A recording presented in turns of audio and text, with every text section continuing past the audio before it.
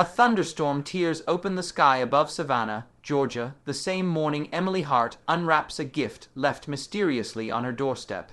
An antique porcelain doll with lifelike glass, blue eyes that reflect the lightning. She has never seen anything so beautiful yet so unsettling, her skin crawling as she whispers the name written on the small faded tag tied around its wrist, Isabella. Her parents assume it's from a cousin, but no one claims to have sent it. Emily places the doll on her bedroom shelf, but when she wakes at 3:11 a.m., the doll is no longer sitting. It stands on the desk facing her, head slightly tilted as if listening to her heartbeat.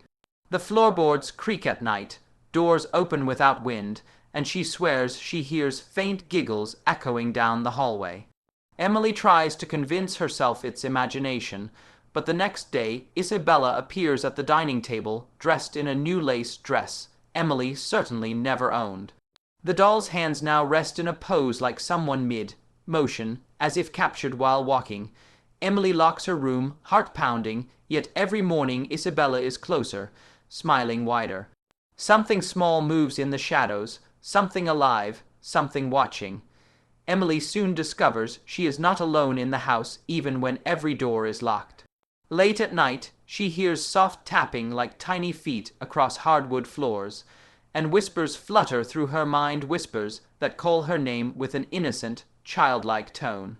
She starts speaking to Isabella without meaning to, her thoughts forming conversations she cannot control. In return, Isabella shows her images, memories not her own, of a burning Victorian mansion, a girl screaming behind locked doors, and hands wrapping around a fragile porcelain doll like a coffin. Emily's parents notice she barely sleeps now, eyes sunken, movements slow.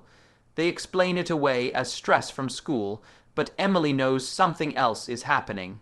She tries to throw Isabella into the trash bin behind the house, shivering with relief as she returns to her room. But when she wakes the next morning, Isabella sits again on her pillow, closer than ever, glass eyes gleaming like they hold a soul.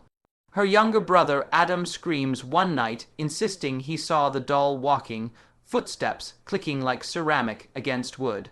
Mirrors begin cracking, and every reflection in the house shows Isabella standing where Emily should be. Emily realizes Isabella isn't just haunting she is choosing. Noah, Emily's best friend, grows worried and digs through town archives trying to trace the doll's origin. Old yellowed newspapers reveal a chilling past. Isabella Dalton, age 8, died in 1894 under mysterious circumstances. Her grieving mother, consumed by loss, was rumored to practice forbidden rituals from New Orleans, binding Isabella's spirit into the porcelain doll to keep her alive. Reports show the doll passed through many families over a century, each one suffering disappearances, madness, unexplained deaths. A diary from the last owner holds a final entry, shaking Emily to her core. She chooses a vessel, the girl she loves the most. Emily finds a cracked pattern on her arm one morning, shaped like porcelain glaze splitting under pressure. Noah reads deeper and finds every chosen vessel was a young girl, each marked before possession.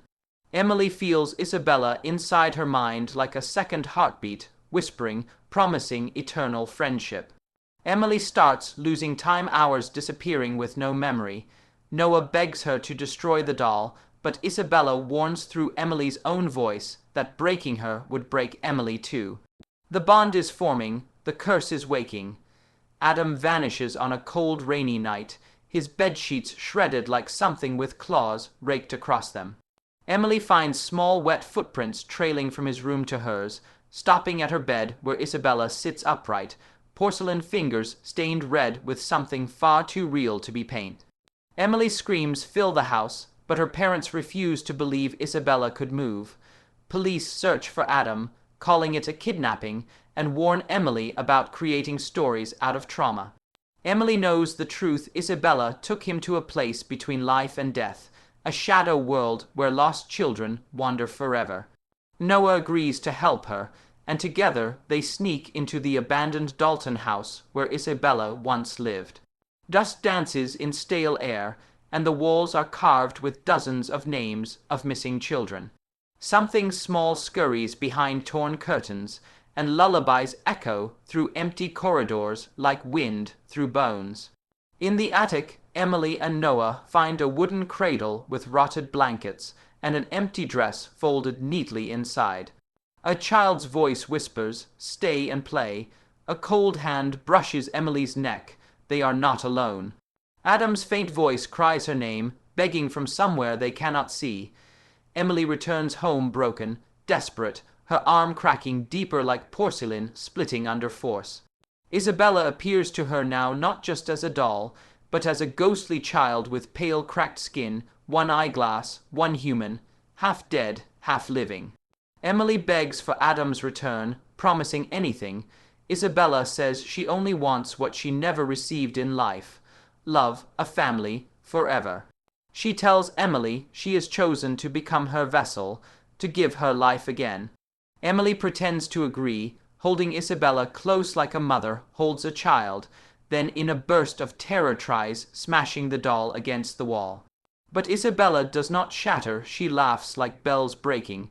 Cracks in the wall spread like veins, lights burst, and invisible hands shove Emily back. Noah pulls her from the room as flames explode from nowhere, swallowing the curtains and walls like the house itself is alive and hateful. They barely escape before the room collapses, the fire roaring as if Isabella herself feeds it. Emily realizes breaking the doll cannot destroy the spirit. Isabella is growing stronger. Time is running out. The curse is almost complete. Emily's transformation worsens her skin smooth and too pale under light, her joints stiff when she walks, her eyes sometimes flash glass, blue like a doll's. She wakes in strange places with no memory, standing motionless for hours like a toy placed for display. Noah notices her voice sometimes shifts, childish and cold, whispering songs in languages she never learned. Her family installs cameras to watch her at night, and what they see destroys all doubt. Emily sits in the dark smiling, and behind her stands another form, small, dull, shaped, out of sync with her. Movements like a shadow trying to merge. The possession is merging their souls. Mirrors now show Emily with cracked ceramic cheeks and stitched lips. She begins humming old lullabies in school, freezing mid, sentence like a puppet with cut strings. Students avoid her, terrified. Noah vows not to lose her. Emily confesses she can feel Isabella pushing closer, like hands pressing inside her ribs. She no longer knows which thoughts are hers and which belong to Isabella. If they fail to stop this, Emily will not survive. She will become the new porcelain shell, and Isabella will walk the world in her skin. Noah leaves Savannah for New Orleans, following scraps of clues in old tomes until he finds a Creole priestess who knows the Dalton curse. She tells him spirits like Isabella cannot be killed, they must be bound back into their vessel. A reverse ritual exists, but must be performed at midnight beside Isabella's original coffin. Noah returns to Savannah with holy chalk, black candles, and graveyard salt. Emily senses his intentions, her voice shifting as Isabella begs him to stop, promising love and eternity if he lets her take over. Noah refuses, and Emily collapses screaming as the doll convulses, its eyes blinking on their own. They drive to Dalton Cemetery under a bruised purple sky, wind howling like voices. At the grave, Noah draws symbols while Emily fights the possession, body shaking violently. The ground trembles, soil splitting open, tiny porcelain arms crawling up like insects. Isabella appears fully, half doll, half child, her laugh echoing like broken music boxes. Noah begins chanting. The ritual burns like fire through Emily's veins. Isabella shrieks, ripping herself from Emily's body, cracks spreading like lightning. Emily falls to the ground, barely breathing, porcelain flakes peeling from her arms like shedding skin. Isabella stands before Noah, no longer hiding, her form twisted between girl and doll, eyes gleaming with hunger for life. Noah completes the last line of the ritual, voice shaking as the night freezes still. Emily weakly reaches for the doll and makes one final choice her sacrifice. She whispers with cracked lips, "Take me instead." Isabella smiles, the innocent smile of a child finally given what she wants, and her spirit rushes into the porcelain vessel. Emily's soul is dragged with her, sealing the curse again.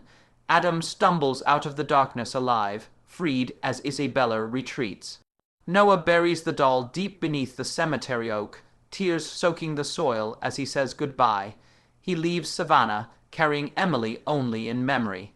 Years later, a beach in Florida gleams under morning sun. A little girl running along the shore finds something half buried in sand, a perfect porcelain doll with ocean, blue eyes and lips curled in a soft, knowing smile. Isabella waits. The curse breathes again.